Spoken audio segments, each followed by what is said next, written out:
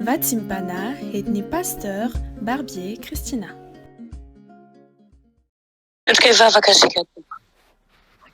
Ray zanaka fanahy masina tsara indrindra, misaotra anao, manome voninahitra ny anaranao, mankalaza anao amin'ny tsy maraim-baovao, maneho ny famindramponao sy ny fahatsaranao. Andriamanitra telo izay iray.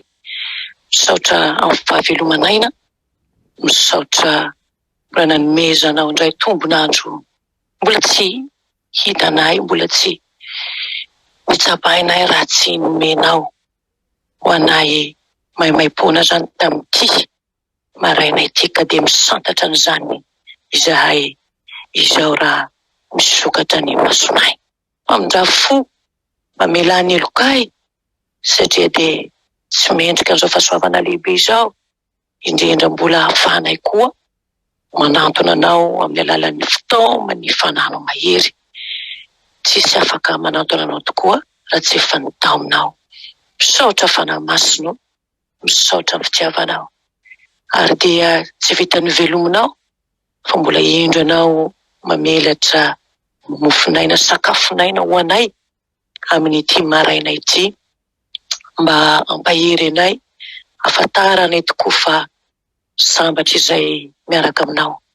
Ko dia tsy ho feno izao fotoana iraisanay aminao zao, fa na masina tsara indrindra ampaherezo ny tsirairay avy, ary dia dario lalana ahafahanay tokoa miomana isanandro fa tsy fantatray ny fotoana.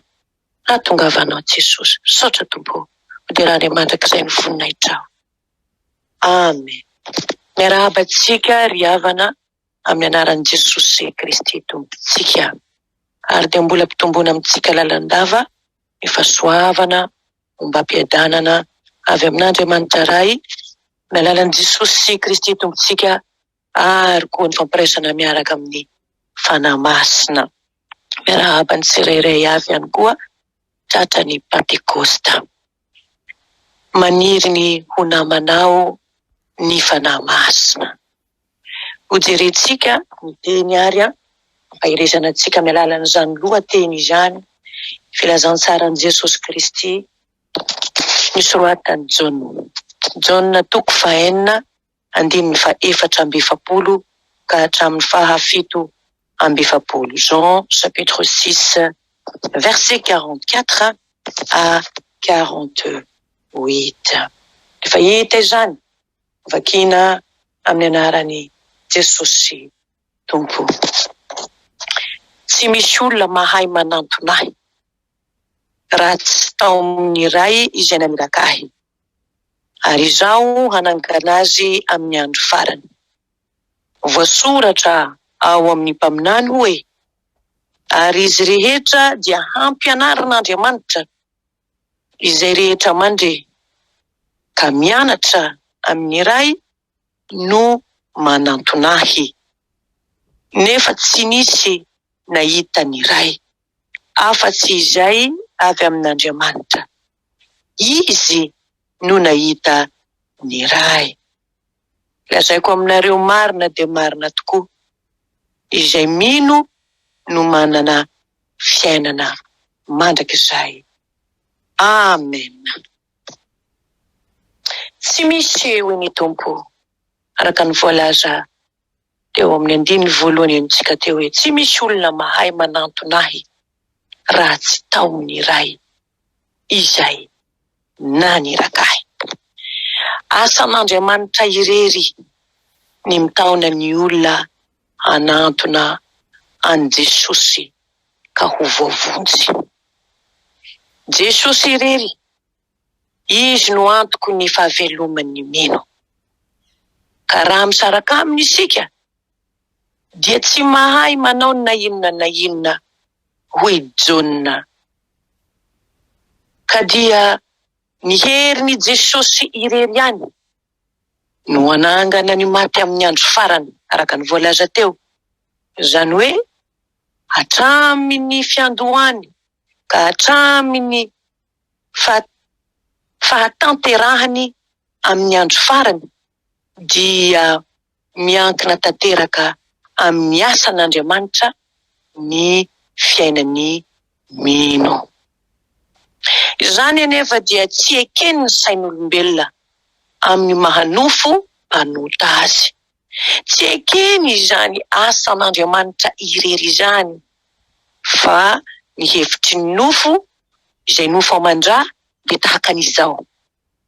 Ny herin'olombelona ihany no ahaizany manantona an'Andriamanitra na ahaizany manantona an' Jesosy. Dia tahaka an'izao koa ny hevitry ny nofo amandrà manaraka hoe tsy ny herin'Andriamanitra velively no ampitsangana ny maty amin'ny andro farany, fa misy hery tavela ao amin'ny olona ihany rehefa maty izy, ka izany karazana hery tavela izany no isehondray amin'ny fitsanganany maty. Mifanohitra mantsy ny hevitr'Andriamanitra sy ny hevitr'olombelona. Hoy Romanina 9:1-5 any. Ka tsy mahagaga ary, tena tsy mahagaga mihitsy raha betsaka no tafitohina amin'ny Jesosy, indrindra ireo olona efa nanomboka nanaraka azy ka aty aoriana dia niala taminy. Ny tsy fanekena izany asan'Andriamanitra irery izany dia izao no mahatonga an'izany.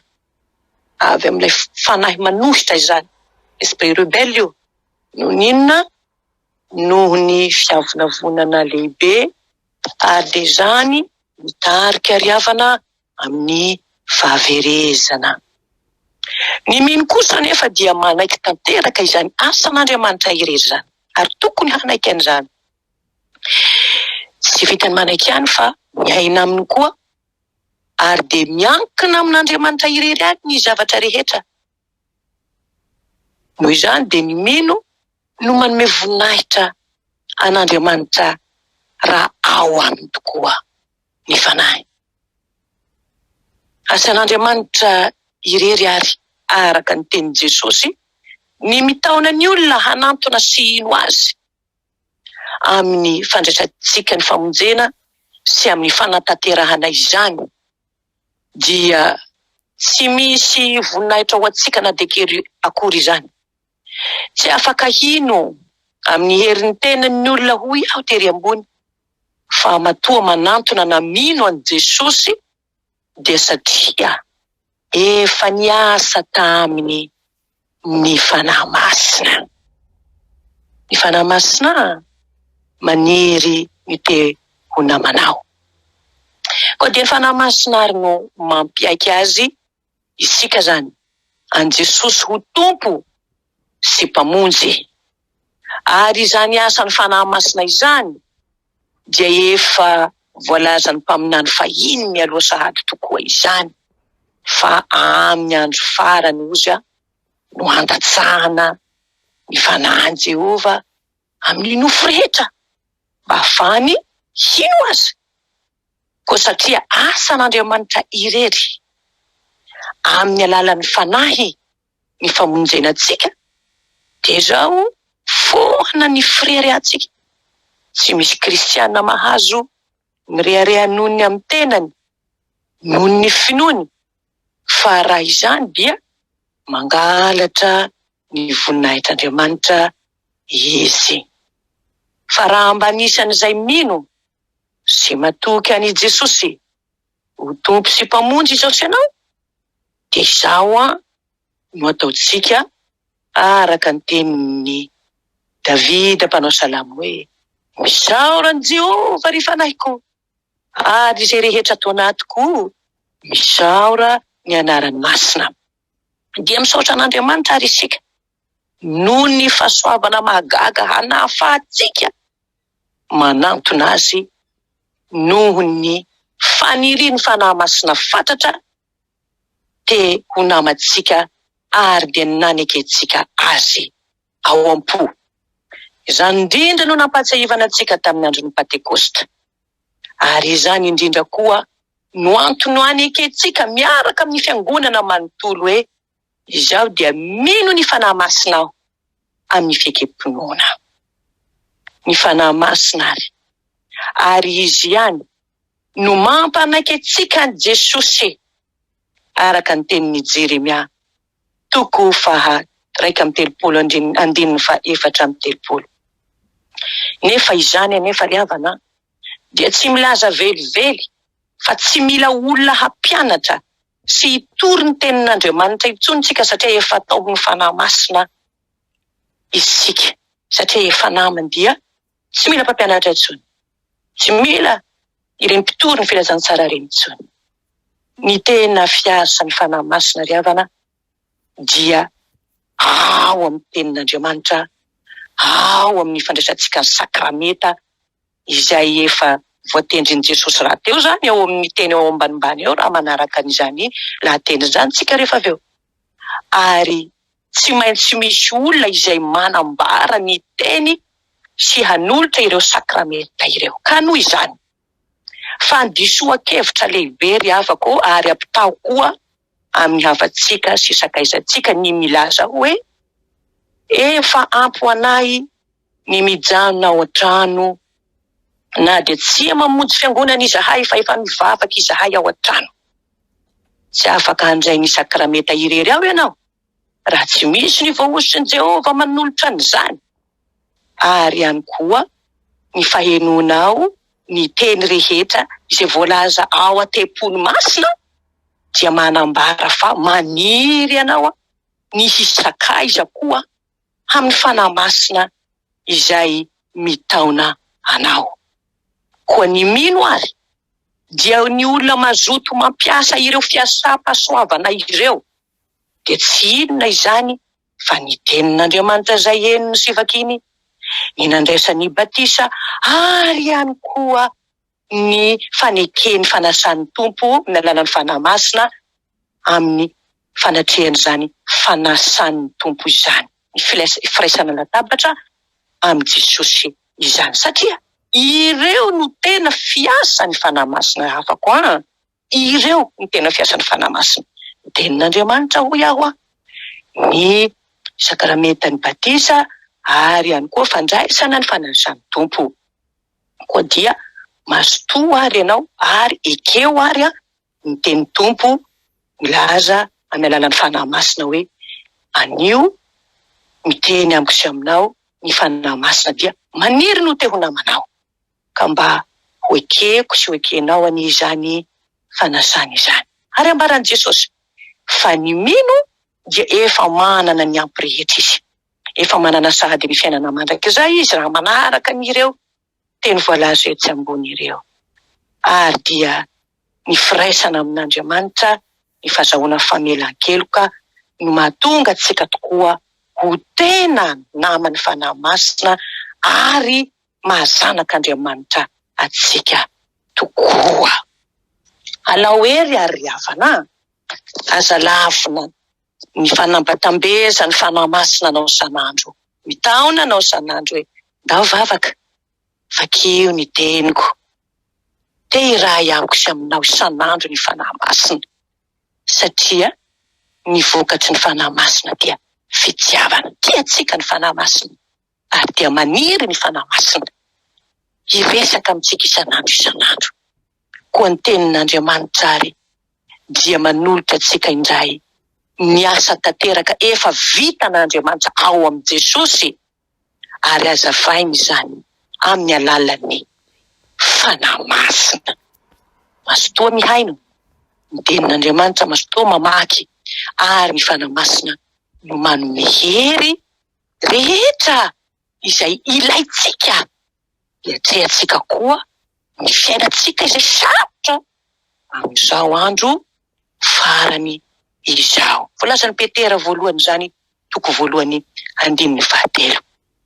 Koa amarana anazy ary havako eo anatrehan'izao tenin'Andriamanitra izao ary izay iray ataotsika na izitsika hitoky ka hakatoa amin'ny herin'ny tenatsika ihany ka andeha amin'ny herin'ny mahanofo, dia izao ny afaran'izay overy ane, overy, na koa hanaiky noho ny herin'ny fanahy masina ka manantona azy, maniry fantatra azy, mankatoa ny teniny mangetaheta hamonjy ny tempolony, ary ihany koa mikolokolo zany firaisana izany isanandro na amin'ny fotoana na tsy amin'ny fotoana. De izao ny vokany koa, hanome antsika fiainana mandrakizay izany, ary dia hanjaka ao anatsika ny fiadanana izay lazainy Tompo hoe fiadanako nomeko anareo. Fa anisan'ny vokatry ny fanahy koa dia ny fiainanatsika fiadanana. Fiadanam-po izay tsy azo izao tontolo izao omenantsika. Maniry no namanao ary hafa koa ny fanahy masina. Mangetahetanao izy. Maniry fanahy hovonjena ny fanahy masina. Ankehitriny, ianao no antsoina amin'izany. Ianao izao manongila tsofina izao. No tiano ho sakaiza, no tiano ho namana, no tiano hampahirezina, ary ho tiany hanana ny fiainana mandrakizay.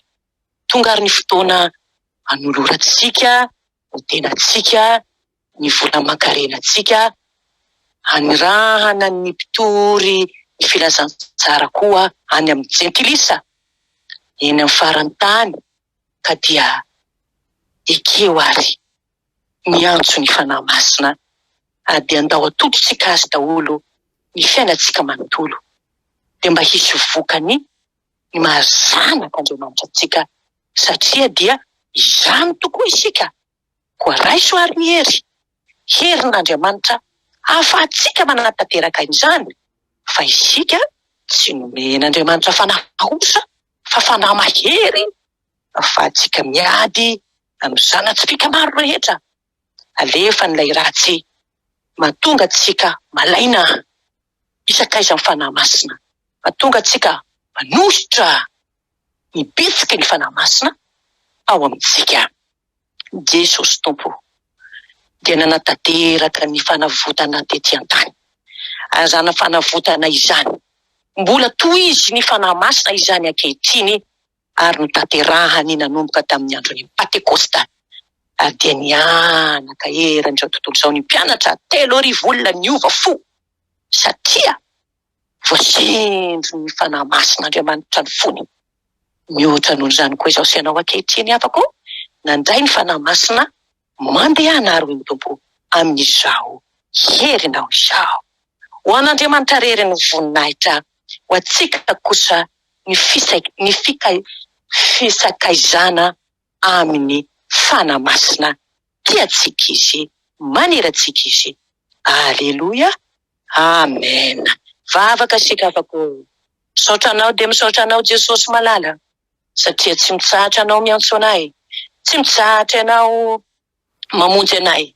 Eny efa vitanao 2 taona tokoa ny fanavotanao ka nandatsahanao ny ranao soa teo Golgota, kanefa mbola mitohy izany satria marina amin'ny teninao ianao raha nilaza tamin'ireo apôstôly fa izay hoe tsy hamela anareo kambody aho, dia nandefa ny fanahinao masina ianao Jesosy, ahafahanay miatrika makatohy ihany koa ny sitraponao. Saotranao izay Jesosy, ka raha manantona anao anisan'ny mpino ankehitriny, ka anisan'ny mpanomponao koa, tsy noho ny herin'ny tenanay tokoa zany, ka hatonga anay hirehareha Jesosy, fa noho ny fiasan'ny fanahinao masina isan'andro andro manalina aty anatinay. Ka misaotra fa babonao ny fony ireo zanakao manantona anao ankehitriny, ka mangetaheta fatratra maniry ny teny masinao izay teny ambaranao amin'ny alalan'ny fanahinao masina.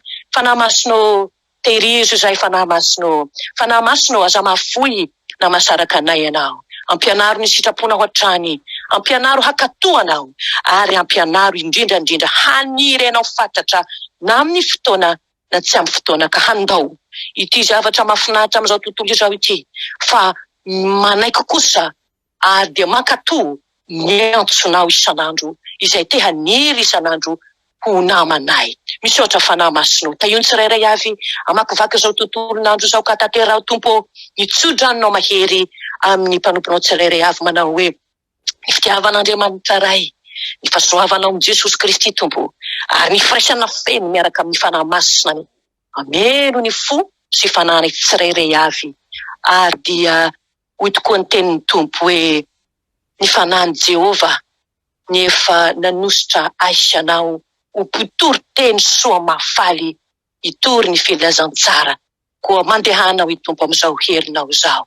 Ho anao kosa Kristy mpanjaka ilay mipetraka eo amin'ny seza fiandrianana sy ny zanak'ondry ty anay mbola mandefa ankehitriny fanahy masina.